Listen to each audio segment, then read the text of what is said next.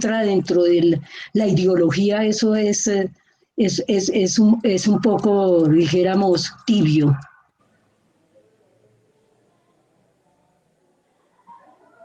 Me perdonan la expresión porque yo ya creo que estoy conversando con ustedes allí y me No, muy gustaría bien, muy estar bien. más bien sentada alrededor de una mesa hablando de estas cosas, de estas preguntas que nos hacemos nosotros, que hace ya bastante tiempo estamos trasegando en el escenario. Una cosa también importantísima que me parece que Hugo plantea es el error, aprender del error. Sí. ¿Sí? Y otra cosa importantísima que me parece a mí que Carlos plantea es el trabajo del cuerpo, del símbolo del cuerpo, que no tiene, dijéramos, el proceso de la palabra dicha, como estamos en este momento, sino es la palabra vivenciada en la corporeidad. ¿Qué tal un programa que el Ministerio de Educación le planteara a los niños colombianos con estos tres tópicos que estamos planteando en este momento? ¿Ese no sería un programa extraordinario para enseñar artes escénicas en las escuelas, en los colegios y en las universidades? Y para que la gente saliera a hacer lo que le gusta, lo que quiere, y que saliera también a conformar más grupos. Mira, el teatro se está muriendo. Cada vez hay menos salas de teatro. Y ahora con esta pandemia y sí que menos, porque las salitas de teatro que había ahora ya no van a poder subsistir. ¿Cómo nos defendemos, compañeros? ¿Cómo defendemos si no es con el trabajo comunitario?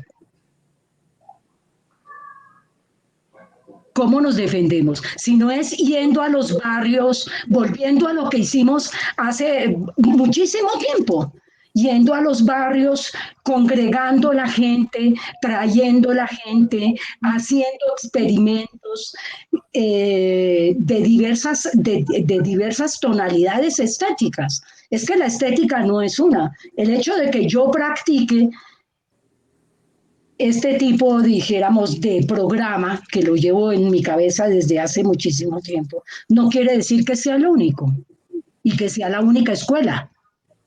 No.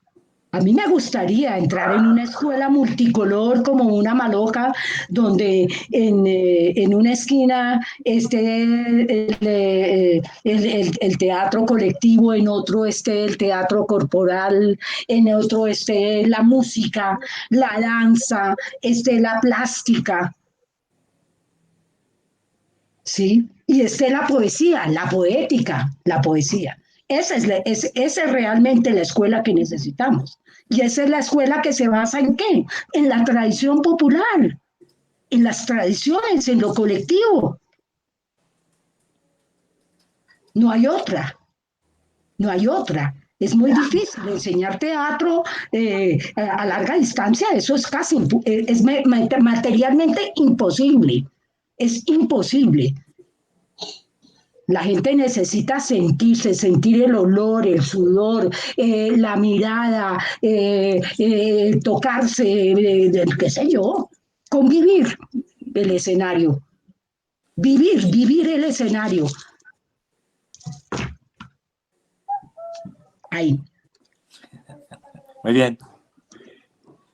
Ahora lo voy a mandar a mis amigos porque pues he estado por ahí con el musical del colegio, entonces he estado pero sin cabeza. No, no te oímos. Mandamos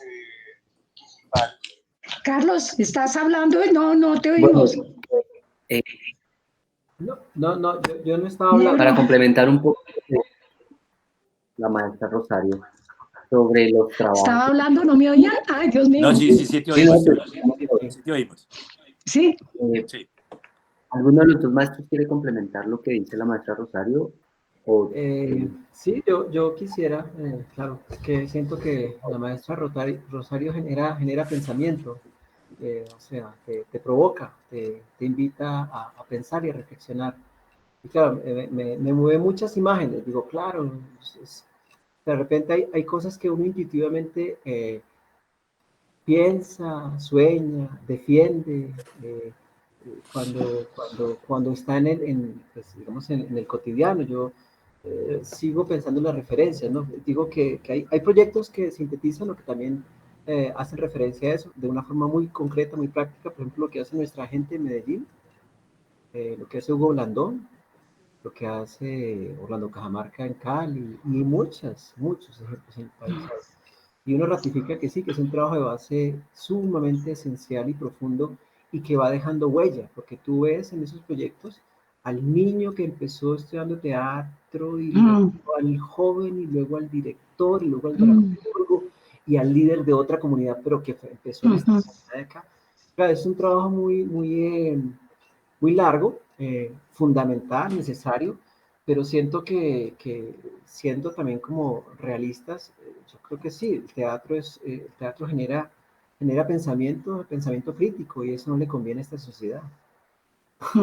O sea, eso es cierto. ¿Por qué las pinches casas de la cultura se fueron cerrando en Cali? Que yo recuerdo estar Exacto, eso. pues porque generaba, ¿no? Eso es un nido de futuros guerrilleros, esa mentalidad anarquista y fascista frente al peligro que genera el teatro, pero creo que es muy egoísta desde el punto de vista humano, o sea, esa capacidad de encasillar todos los pensamientos distintos al mío, entonces tú no debes existir, ¿no?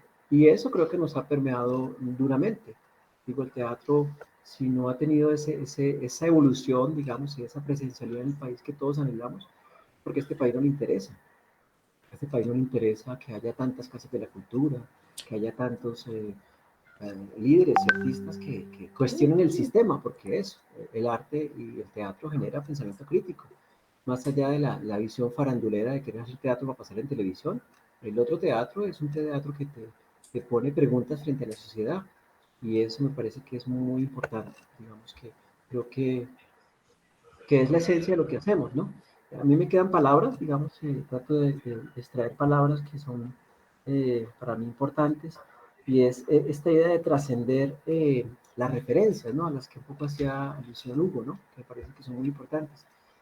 Yo creo que yo estoy en ese ejercicio, mira, yo cuando pienso, yo vengo de una formación súper clásica, o sea, yo me formé con Marceau y con Decroux, pero yo no estoy queriendo repetir a Marceau y a Decroux. Claro. Cuando tú ves mi estética es una estética afrancesada, ¿no? Es una estética limpia, pero que habla de país en un sentido muy poético, ahí sí es universal y lo rescato a ellos, más no estoy contando el numerito y así. Yo siento que hay una preocupación porque el teatro deje huella y genere pregunta. Nosotros, por ejemplo, cuento referencias. Cuando hicimos Cocoro, hicimos una función de Cocoro, que es una obra muy linda, muy Sí, sí. dolorosa, digamos, porque habla de las relaciones de pareja, las relaciones humanas, que evoca un poco la guerra. Nosotros hicimos esta función para exguerrilleros y paramilitares. Y luego hicimos un foro, y el foro fue un territorio, digamos, de lágrimas. Ahí más de uno se partió y verbalizando un poco y tratando de hacer un ejercicio de memoria frente a su historia, uno ratificaba que el teatro sí toca y conmueve, ¿no? Entonces, pero siento yo o sea, yo no me quedé en la idea de repetir la técnica, sino que tratamos de hacer un ejercicio de trascenderla y contar nuestras propias historias, que me parece que es lo importante y lo esencial en nuestro rol como creadores y como artistas en esta sociedad. Porque para montar autores y autores, pues yo digo, pues, Sí. eso ahí está, eso se lo deja uno a la academia, hermano, y es importante, ¿no? Pero aún así la pregunta hay que empezar a hacerla también, o sea, desde la academia misma, ¿sí? No, pues me quedo con palabras y trato sobre eso, digamos, tratar de ir un poco más allá de lo que ustedes han dicho. El teatro como herramienta de transformación, es que creo que esa es la función social de nuestro oficio. Y digo esto porque uno está, por ejemplo, yo soy un afectado de la pandemia, y eso lo saben algunos de ustedes. Yo estaba empezando a alzar el vuelo con la idea, pues alzar el vuelo, ¿no? Yo acabo de abrir un espacio ya hace 4 años, una sala de teatro, donde funciona la escuela, y nosotros estábamos en un mediano punto de equilibrio.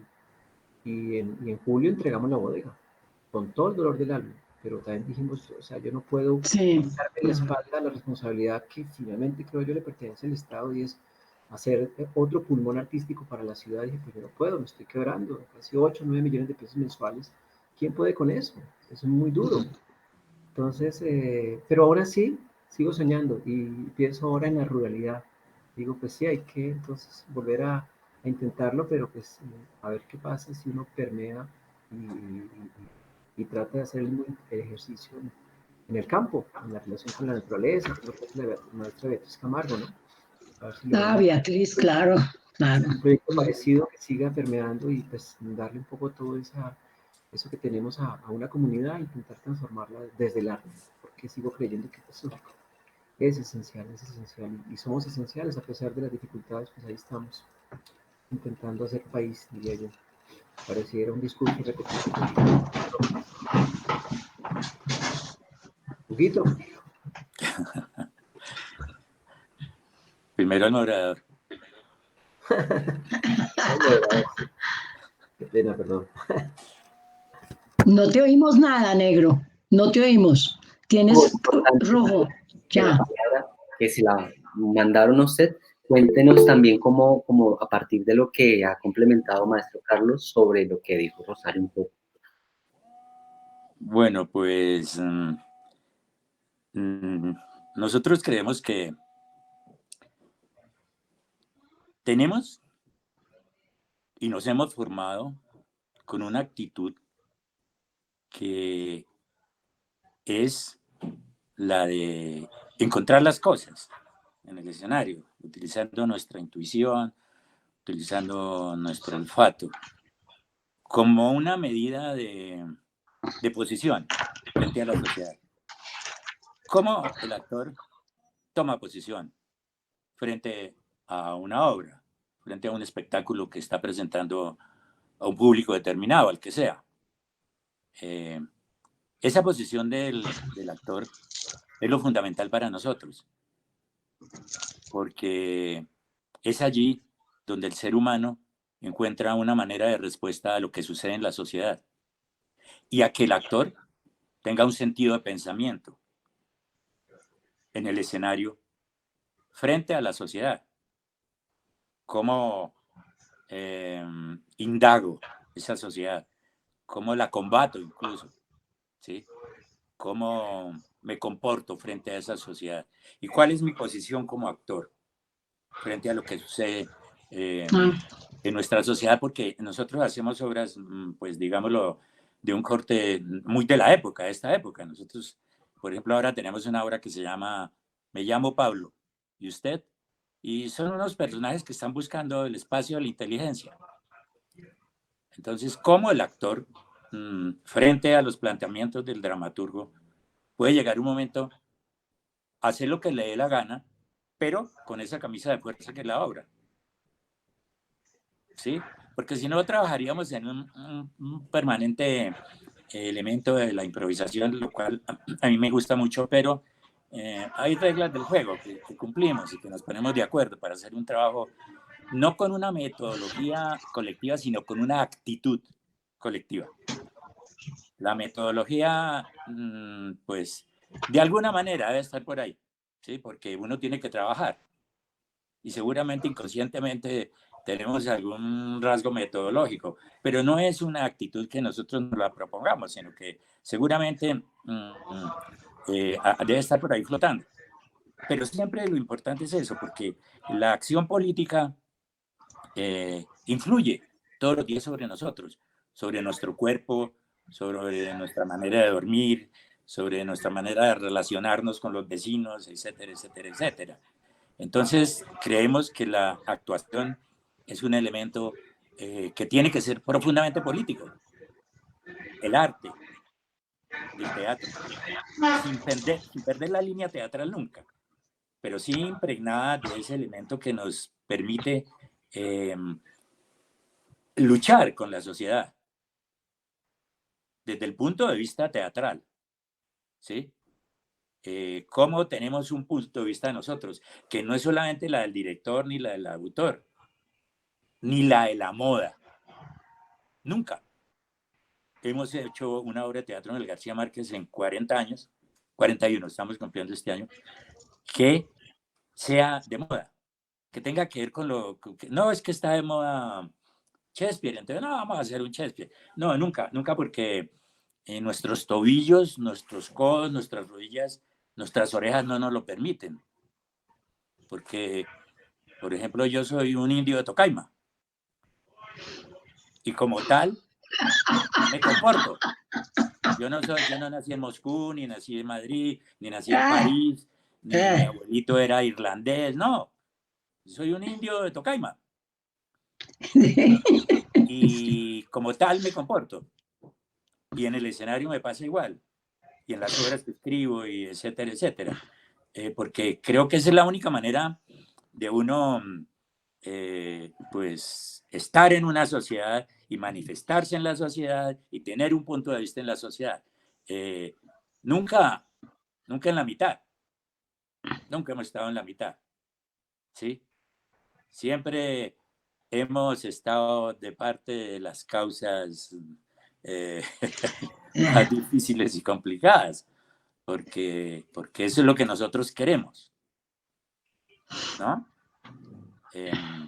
Ahora, no somos tan tontos, ni tan torpes, ni tan estúpidos para no nutrirnos de lo que pasa en el resto del universo, en el mundo del teatro. Eso sí, no lo hemos hecho nunca tampoco, además porque estuvimos en academia todos casi. Ahora que el Centro García Márquez está invadido por los de la SAP, pues de todas maneras, de alguna forma, los actores y actrices tratan de complementar su formación en esa academia, con la cual he tenido contradicciones profundas, siendo, por ejemplo, el decano de artes de José Azar, que es uno de los fundadores del Centro García Márquez, y también Andrés Rodríguez, el profesor de música y teatro, fundador del Centro García Márquez, ¿no? Pero unas discusiones cordiales y también tiene uno el derecho a tener su punto de vista sobre lo que pasa en las academias, ¿no? Claro. Y eso, nosotros nos hemos nutrido mucho de los muchachos de la SAP. Porque que piensa, que se inquieta, yo creo que ninguna academia en el mundo da una formación completa, extraordinaria. ¿No? No, yo, por ejemplo, estuve en esa academia, fíjense, en el proceso de la creación colectiva en su momento más álgido, ¿no? Pero seguimos pensando que tenemos que seguir creciendo, que no podemos ceder y que tenemos que seguir haciendo obras. Y yo sí lamento profundamente que personas como Juan Carlos tengan que cerrar su sala. Y me parece nefasto para el teatro colombiano que la gente no se manifieste y que la gente no tenga una actitud, ¿sí?, de no permitir que se cierren las salas de teatro. Eso es gravísimo. Eso es gravísimo en una sociedad como la colombiana. Eso es terrible, porque ese espacio que se cierra es un espacio que gana la brutalidad. Porque esos son espacios de inteligencia que hay que ampliarlos, ganarlos, protegerlos. Pero me parece horrible que nosotros los de teatro nos quedemos callados. Todos. Que no haya un apoyo, una solidaridad, un pronunciamiento.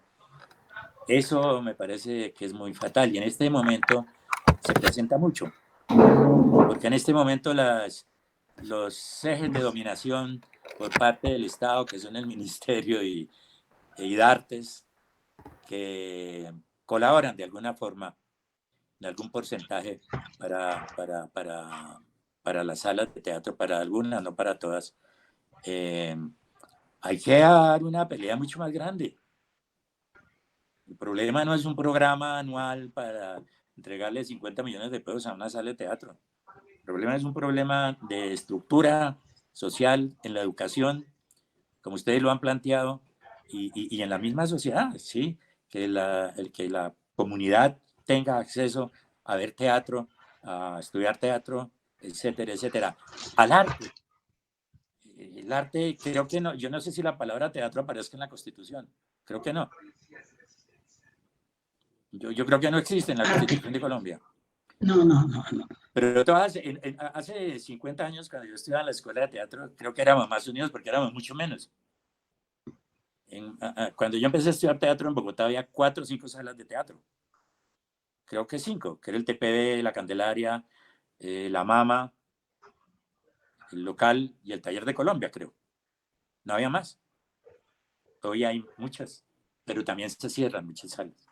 Se cierran muchos espacios, muchos intentos, que son espacios que se debían proteger.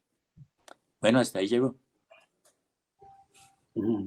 Rosario, ¿quieres...?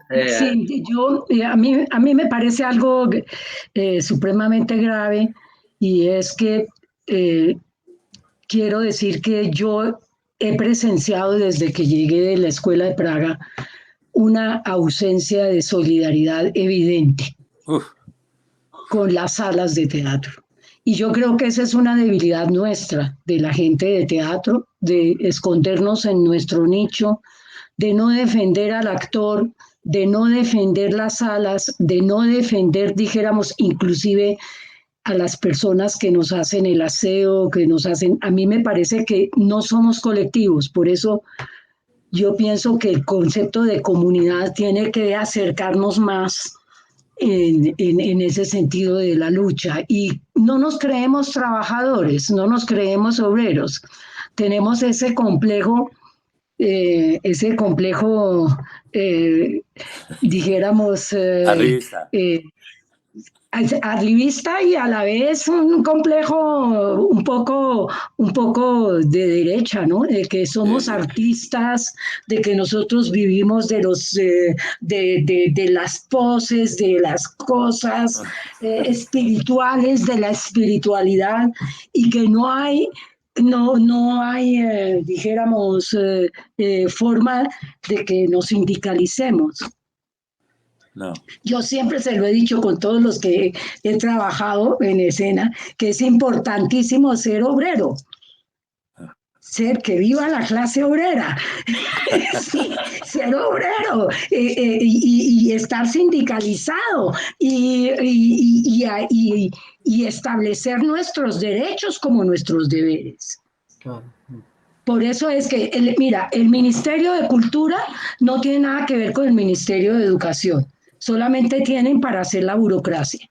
La Secretaría de Cultura del distrito no tiene absolutamente nada que ver con la gente que hace arte, solamente están obstaculizando permanentemente al artista, porque hoy en día el artista no solamente tiene que ser artista, sino tiene que ser economista, tiene que pertenecer a la economía naranja, tiene que saber una cantidad de oficios. Hay que ver esos programas que presentan ellos para las becas, cómo son de obtusos y de ridículos. No hay una sola pregunta que resuelva el problema artístico.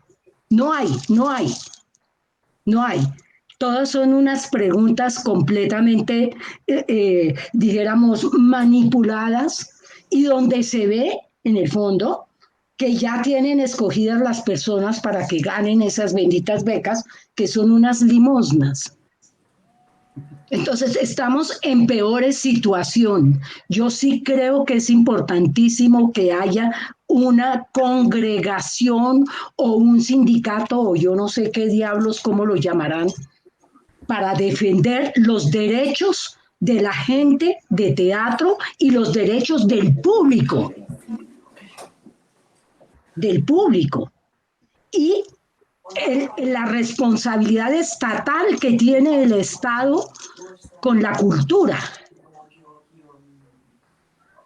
con preservar la cultura, preservar la memoria. Eso es gravísimo lo que nos está pasando. Esto es casi como el puntillazo que le dan al toro en el ruedo. Como no ha muerto el toro completamente, no murió con la estocada, entonces llegan y le dan un puntillazo así y ahí quedó. Eso es parte de lo que nos está pasando. ¿Sí? Ahora, somos viejos ya, ¿qué diablos? Somos viejos. ¿Qué van a hacer estos muchachos jóvenes aquí como el señor Alberto Salamanca y como todos los que nos están oyendo? ¿Qué van a hacer? ¿Qué van a hacer por defender esos derechos que tienen ellos y para establecer sus deberes? ¿Qué es lo que van a hacer? No es solamente lo que les digamos nosotros los viejos que hagan, porque seguramente, como dice Hugo Afanador, nos equivocamos muchísimo. No fuimos lo suficientemente solidarios para sostener escenarios como el TPD, para sostener escenarios como el local, como todos los escenarios que el TEC en Cali. No fuimos lo suficientemente solidarios. Eso hay que reconocerlo y hay que ser autocrítico. De acuerdo. ¿Sí? ¿No? ¿Y cómo vamos a hacer para defender las escuelas, las academias? ¿Cómo vamos a hacer para defender el derecho que tienen los niños de Caparrapí de hacer, dijéramos, ejercicios de teatro, de danza, de artes plásticas, pero de verdad, ¿no? Que se convierta esto en un hábito y no en un gracioso donativo del Ministerio de Educación y de las Secretarías de Educación. ¿Qué es lo que vamos a defender nosotros en este país? ¿Qué es lo que tenemos que defender cuando salimos allí por toda la séptima últimamente? ¿Qué es lo que nos está pasando? ¿Por qué, por ejemplo, Carlos Agudelo tiene que cerrar? ¿Por qué? Cuando ha sido un hombre que ha entregado una cantidad, dijéramos, de memoria. Y esa memoria a lo mejor ni siquiera está sistematizada. Entonces, cuando venga alguien y pregunte, ay, ¿cómo era que hacían aquí? No, nadie sabe. Nadie sabe. Nadie sabe. Es que eso es lo grave. Es que eso es lo grave y es a donde vamos a llegar. Yo no quiero decir más. Muy bien, muy bien. Ay, Carlos había pedido la palabra para complementar un poco el tema. no, a mí me mueve mucho el piso escucharte, Rosario. Ay, qué pena contigo. Yo no No, vi que... no, Sí. le digo que me mueve mucho el piso, escucharte, me conmueve mucho, me toca mucho el alma. Eh, bueno, pues como que, claro, yo también trato de entender que efectivamente ha habido un ejercicio muy, no sé si es falta de visión o egoísta, hablo Ujú. del gremio como que cada quien está tallando cada quien es con su voz solo. Aquí, y pues lógico, yo creo que a uno no le van a resolver los problemas los otros grupos, todos estamos como en un drama muy parecido. Pero sí hay un sentido solidario y de pertenencia que nosotros no tenemos. Nosotros creo que adolecemos de eso. Esa cultura tiene, si algo tiene, es eso. Yo envidio mucho a los argentinos y así los critican mucho. Los alemanes tienen una identidad Mexicanos. y los mexicanos tienen una identidad que me dice, claro, pelean por... Yo ahorita estoy generando unos diálogos, bueno, ya terminamos. Hicimos hasta hace una semana unos encuentros que le llamamos los lugares de la palabra en el teatro físico. Yo hice un homenaje a Ángel Elizondo, que yo no sabía quién era Ángel Elizondo en Argentina, que fue como el padre del mismo latinoamericano, estuvo con De Cruz en los 60, principios de los 60, y en los años 70 hacía teatro de vanguardia y teatro performance, y era un teatro, o sea, y todavía tiene escuela en Argentina. Y hicimos un diálogo entre mujeres, hicimos como el lugar de la palabra, como la mujer latinoamericana y su relación con el mismo, o sea, la influencia y el aporte que la mujer ha tenido, la mujer latinoamericana. Y en ese ejercicio yo conocí a una mujer muy bella que se llama Georgina Martignoni, que fue discípula de Ángel Elizondo y es una mujer con un discurso muy bello, muy parecido al tuyo, Rosario, ¿sabes? Combativa, guerrera, da emoción escucharla. Pero entonces, en estos días, aparte de celebrar o de llorar por la muerte de Maradona, porque es pasional ella, Georgina, contando la influencia de Maradona en su cultura, se puso muy contenta porque me dijo, además de eso, pues, lloré hoy porque el féretro de Maradona pasó frente a mi casa. Decía, Carlos, habla así, Carlos, hoy lloré porque el féretro de Maradona pasó frente a mi casa. Lloré con todo mi corazón, decía ella. pero estoy feliz porque me hablé con Florencia. Y Florencia es una chica argentina que también estudió en la escuela Marceau y decía, estoy feliz porque vi su creación, su trabajo artístico, me parece poética, es argentina, tiene la esencia, tiene el tango dentro, tiene todo. Yo decía, pues claro, hay un amor por lo propio. eh, y claro, ella celebraba no solamente Maradona, sino una chica que también estudió en la escuela Marceau y que es una solista maravillosa. Y yo decía, no, yo no escucho esos discursos en el entorno colombiano, digo, En Colombia, ¿no? que uno se apasione como con lo que hace el otro y uno lo aplaude desde el corazón. Hay un tema más de No, egos, es complejo y creo que sí nos hace falta un sindicato, claro. Miren que Sí, ¿por claro, qué no le hablamos de sindicato? claro. hasta los sindicatos, Digamos las cosas. hay una iniciativa que hace el ACA y otra que hace Rodrigo también desde el territorio, pero realmente no hay una unidad donde uno diga, No. yo digo, claro, yo tengo una influencia, digamos, socialista-francesa, porque viví cuando Mm, estaba el socialismo montado y tú pagabas impuestos, pero pues también tenías derechos. Y yo quiero derechos eso, a exigir. a exigir, y yo digo, yo Claro, eso anhelo. claro. Pero pues poner en práctica eso en Bogotá es muy complicado, porque Bogotá es una tierra de nadie también. O sea, cada quien está peleándose en su espacio acá y tal vez por eso estoy pensando en irme para la provincia, ¿sabes? Yo creo que yo me reventé con Bogotá. Creo que puedo aportar más desde la provincia que estando aquí. Ya no me veo nuevamente alquilando una bodega para empezar de nuevo. Digo, no, sí, pues yo cerré y uno más que cerró y no pasó nada. Porque Mm, dije, querías, Pues querías yo sí ser, no sabía, no tenía ni idea, te cuento. sí, No era sabía muy lo lindo, tuyo. Mm. era muy lindo, era un lugar muy, yo había tallado dos salones, un salón de entrenamiento de 12 de fondo de 14 de fondo por 8 Sí, piso de madera profesional, había un segundo piso, o sea, había un espacio muy lindo que estaba, y pues bueno, total, todo eso ya no me gusta hablar de ello porque me da sí, le guayabo. da tristes. Mm. Pero quería como hacer referencia a dos aspectos que ustedes también mencionaron ahí, que siento como que nos lleva como artistas y creadores a agudizar la mirada o mirarnos para adentro, ¿no? Mirar hacia adentro en ese ejercicio de pensarnos la dramaturgia, digamos como que yo ahora digo, claro, y no es un discurso mío, ni es nuevo. Yo conozco al Quimimo, no sé si ustedes saben quién es el Quimimo, el amigo antioqueño de los pioneros del mismo en Colombia, que ahora está pasando una situación súper compleja porque tuvo una aneurisma y está en la silla de ruedas. Pero Mm. el Quimimo ha hecho un ejercicio muy bello de observación frente a la tradición, digamos, folclórica, las tradiciones colombianas, y él defiende la idea de que hay mimo. Y dice, pues, ¿cómo? Y claro, cuando tú ves las danzas folclóricas, hay un ejercicio, digamos, de mimesis, de un sentido de más descriptivo, una narrativa tal vez no tan estilizada, más orientada a la danza, que evoca a la faena, que evoca la colecta, que evoca... Entonces ahí hay un ejercicio muy bello que creo o sea, que está, como que la historia la tenemos, es como que el artista tiene esa obligación de mirarse para adentro y yo digo, pues claro, Mm. ahora la intención es mirar lo que tenemos. Uno lo ha hecho de forma intuitiva, pero si uno hace una mirada aguda, por ejemplo, yo hice unos seminarios, o cuando he hecho seminarios en el Pacífico, tengo uno que no me olvido nunca.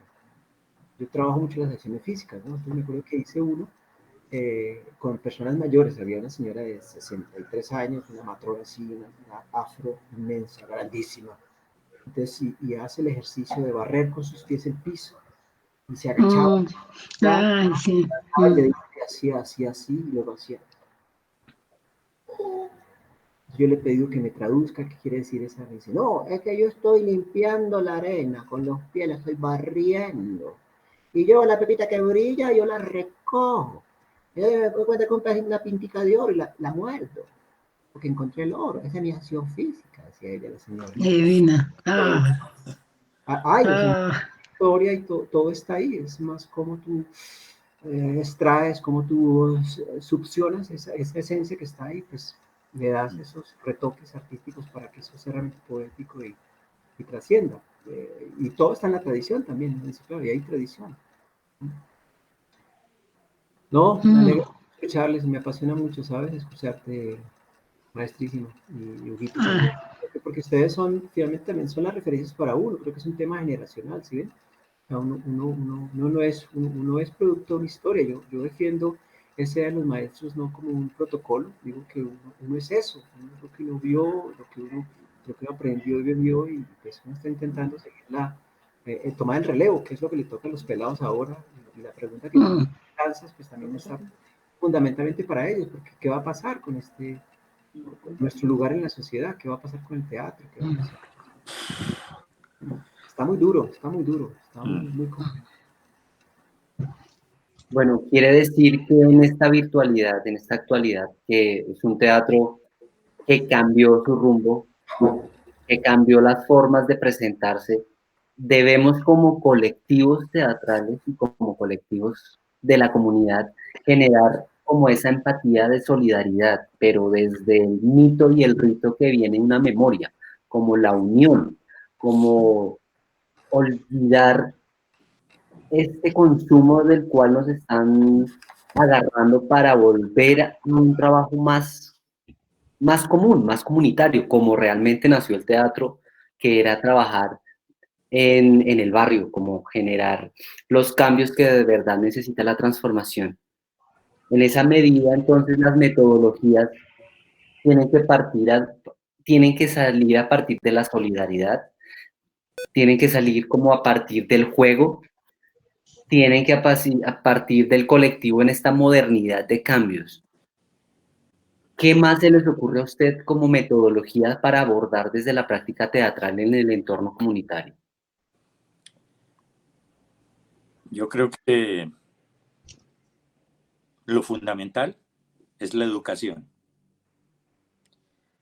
Y en la educación abordar por un elemento ya mencionado aquí, que es el de la investigación, el de la experimentación, y encontrar espacios de conocimiento para saber lo Ujú. que pasa con uno en la sociedad y lo que pasa en la sociedad y cómo uno interviene como sujeto creador, no como un individuo reproductor, simplemente, no, como seres humanos que crean, que inventan, que son. Porque en la medida que los ejes de dominación te impidan con ciertos niveles de inteligencia no llegar al conocimiento, sí, pues estamos en una esclavitud moderna. Estamos en una esclavitud moderna y entonces las cadenas y los grillos son los medios de comunicación, los bancos, etcétera, etcétera. Pero la idea y la práctica de que podamos ser, que el ser humano pueda manifestarse, hacer, descubrir, vivir, encontrar espacios para tener una vida, digámoslo, sí, más placentera, ¿por qué no? Este es un país donde hablar de recreación es un absurdo. Eh, Ayer y esta mañana pasaban las notas en televisión de cómo están los barrios en Ciudad Bolívar y cómo son esas casitas en Ciudad Bolívar, ¿no? De una pobreza absoluta. Y este país de imbéciles preocupados por Venezuela y preocupados por apoyar a Trump, etcétera, etcétera, etcétera. Y allí, aquí mismo en Bogotá, no se necesita ir ni al Putumayo ni a La Guajira. No, aquí en Bogotá la gente está viviendo en unas casitas de lata, de madera, que se caen cuando llueve porque se viene el barranco. Entonces, una sociedad que permite eso es una sociedad desgraciada y una sociedad que no puede tener paz. La gente tiene que salir a robar para poder comer, para poder llevar algo a su casa. El elemento de la represión solamente para atacar la delincuencia es absurdamente árido, mientras no se solucionen los problemas fundamentales, no se ataque la pobreza. Y la pobreza no es solamente material, también es intelectual. A la gente hay que conducirla a que piense, a que actúe, que encuentre un sentido de pensamiento para poder desarrollar la sociedad mejor. Si no, nos vamos a ver abocados en el futuro a otra guerra en las ciudades, en todas partes, porque la gente sale en masa. Allí nomás abajo en San Victorino, eso diariamente es la matazón, la cuchillada, los celulares, eso es una cosa impresionante, como la gente, incluso con lo de la pandemia, cómo la gente está ahí contaminándose, sin tapabocas, sin medidas de seguridad, no hay distancia, no hay nada, ¿sí? La gente ya no cree en nada de eso, ni de nada. de protegerse. E incluso en las séptimas, ¿eh? Y es una sociedad desordenada, claro, totalmente desordenada, con una riqueza inmensa, fíjense, la paradoja. Colombia es un país inmensamente rico en sus elementos naturales, pero que han sido distorsionados en su historia, ¿sí? Creo que la desigualdad, el desbalance económico del país no le permite vivir en paz. Y la FARC y el ELN y los caparros son piedras en el zapato. Y seguramente si todos se entregaran, volverían a surgir otros grupos a los 8 días. Pero con toda la seguridad, ¿sí? Mientras no se solucione el problema fundamental. Y eso tiene que ver con la creación. Eso tiene que ver con la creación, indudablemente. Yo creo que hay una cosa muy importante, y es que nosotros tenemos que enseñar para la libertad.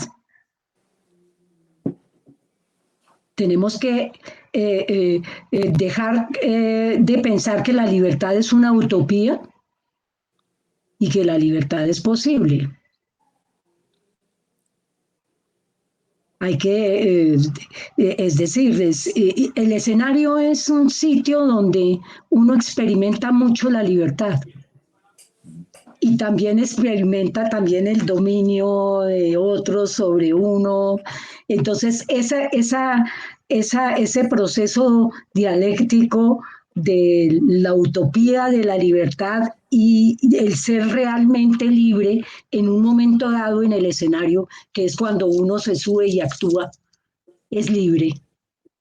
Eso hay que enseñarlo como si fuera una gran herencia, como si fuera es decir, conservarlo de tal manera dentro de la enseñanza, ¿sí?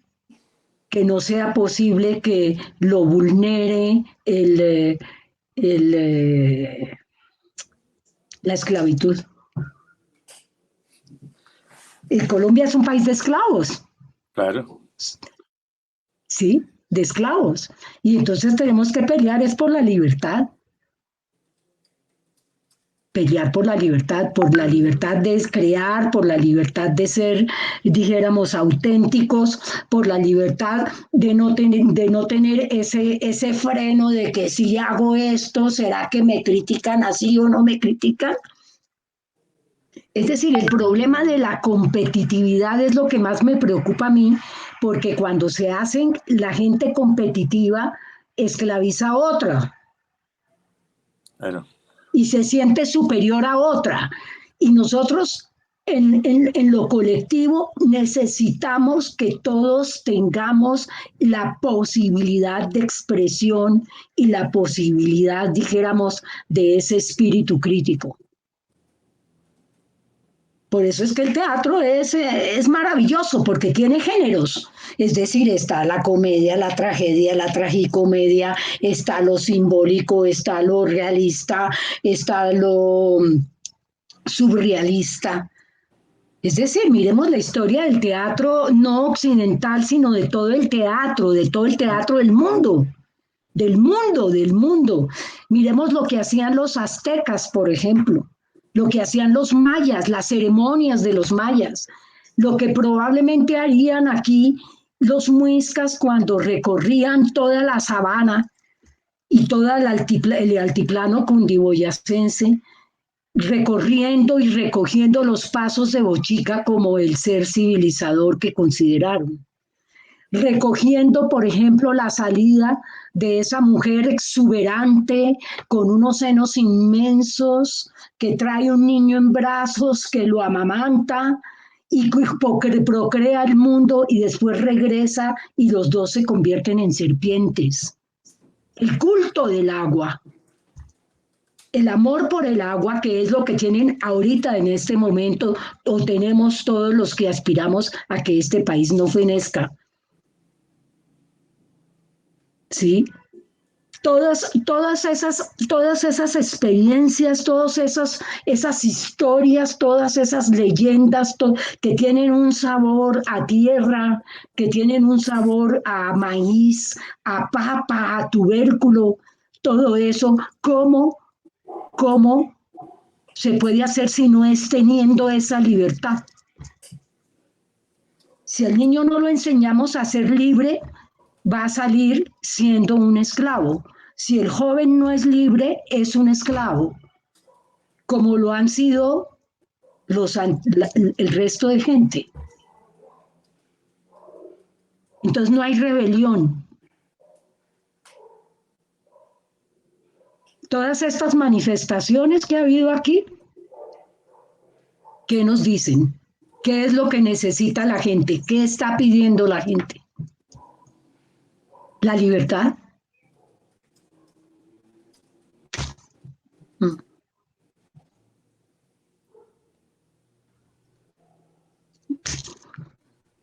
Hay que... Hola.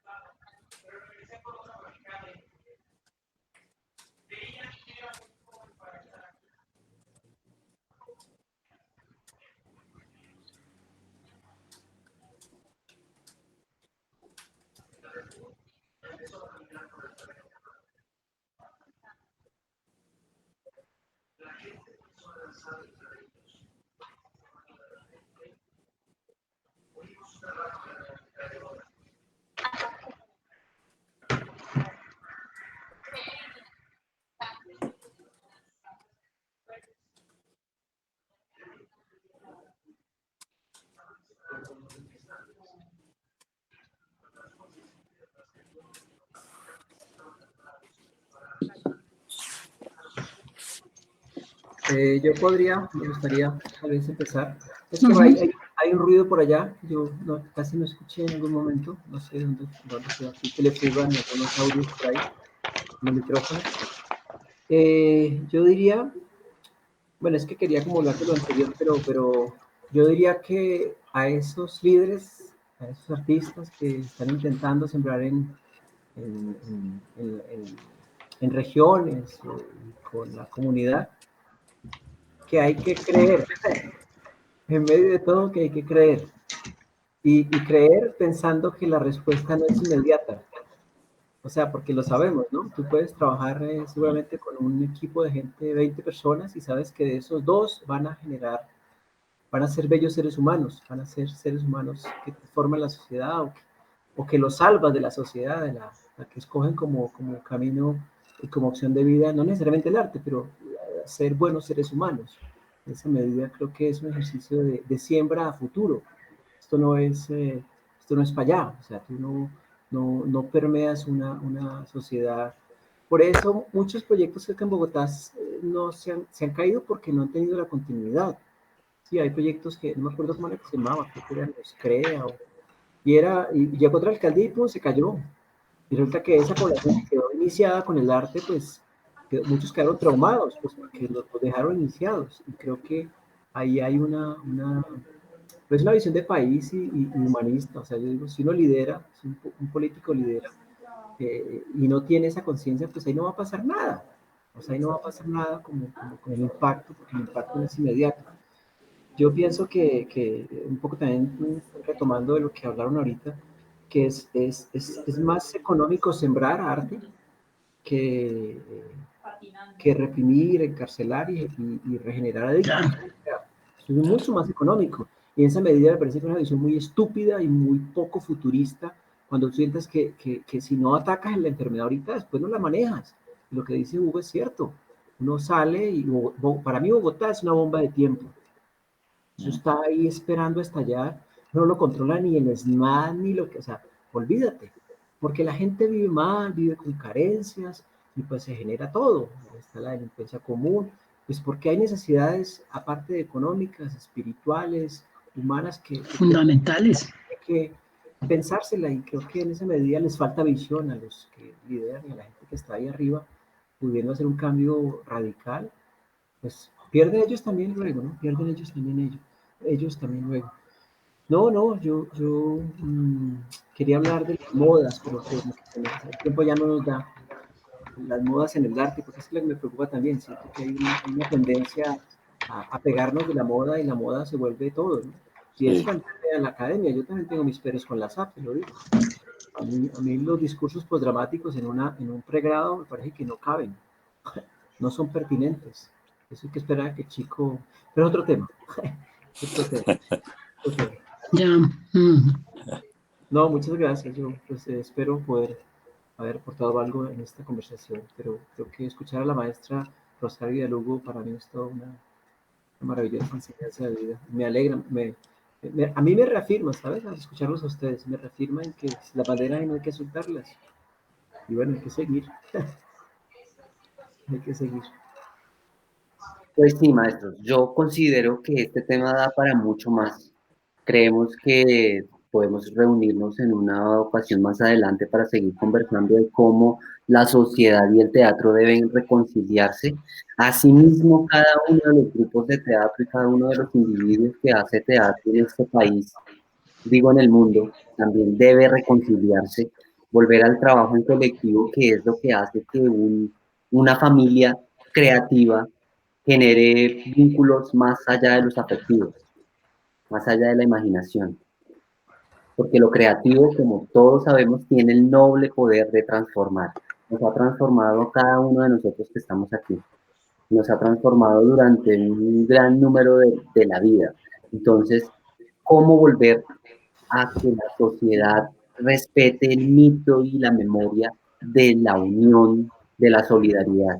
Yo creo que eso es una conversación un poco más profunda que nos debemos repensar, sobre todo en esta contemporaneidad que es cambiante, en la que el teatro ya no es teatro, porque no existe el vínculo entre el público y el actor, el dramaturgo y el encuentro con el público, que es lo que hace en finalidad del teatro, el encuentro final, que es lo que permite que se queden al final para conversar sobre las obras creadas y sobre el movimiento poético que tiene también Carlos. De parte de la Fundación Poética Movimiento, les agradecemos mucho por estar aquí, por convertir estos espacios en un encuentro político, en un encuentro de sabidurías y de conocimientos que deben trascender un poco más allá de la pantalla y un poco más allá de la palabra. Tenemos que llegar a la acción. Lo que dice Carlos es real. Estamos como a punto de estallar, pero entonces es cada sector, el cultural, el social, el de las empresas, todo. Entonces, ¿cómo generar que el teatro encuentre sus vínculos de unión? Les reitero mi agradecimiento y el agradecimiento de todos los que estamos aquí, el agradecimiento de todos los que hacen posible este encuentro. Muchísimas gracias de corazón y seguramente, si con el permiso de ustedes y con la aprobación suya, nos volveremos a reunir. Por favor, Carlos. ¿Quieren, Huguito y Maestra Rosario y ustedes que son los líderes, que están liderando este encuentro, quieren que terminemos en imagen? Ay, sí. Les comparto Sí. un pedacito de Manu. Vale. Sí. Bueno, ¿Vale? claro. Vale. Bueno, y un abrazo. Y muchas gracias por la invitación. Un abrazo, Rosario. Un beso Un beso grande. grande. ¿Cómo hago aquí? Grande. Digo Un compartir beso toda la pantalla. fraterno. Sí, presentar Mira, pantalla, presentar ahora. Sí. un Ya. beso fraterno, Hugo. Bueno, Rosario, besos, Un Va, beso abrazos. Rosario, para fraterno, ti. sí. ¿Sí? ¿Ahí están viendo o no? Sí, ahí apareció. Ahora vea la pestaña, perfecto. Sí, ya. Ah, sí. No.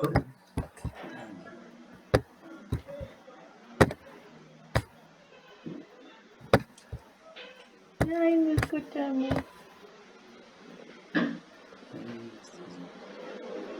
Sí. Mm.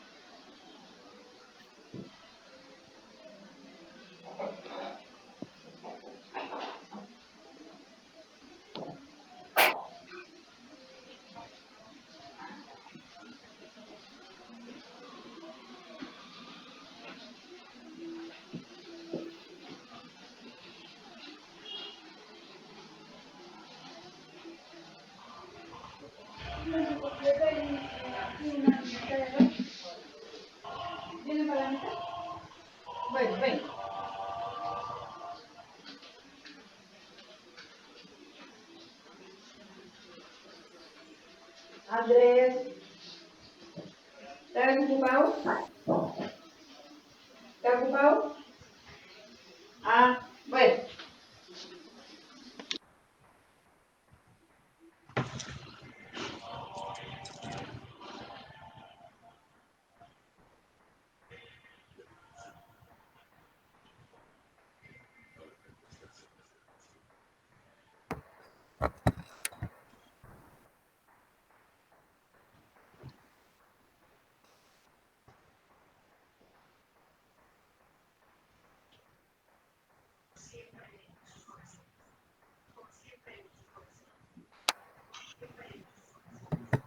Vale. Ahí estuvo. Mm. Un pedacito de Manu. De Manu Manu. Muchas gracias por compartir. Vale. No, a ustedes por la invitación. Un beso. Gracias. ¿Ah? Gracias. Y Vale. nos Vale, vemos en maestra, gracias. otra oportunidad. Vale. A los que estuvieron en la sala también muchas gracias por estar aquí presentes, por sus comentarios en el chat, que solo les mandan agradecimientos a los docentes, a los profesores que están aquí con una gran experiencia. Hasta una próxima oportunidad. Nos volveremos a encontrar seguramente. Un abrazo Gracias. y Bueno, maestra. Chao a ustedes, chicos. Muchas gracias. ¿Ah?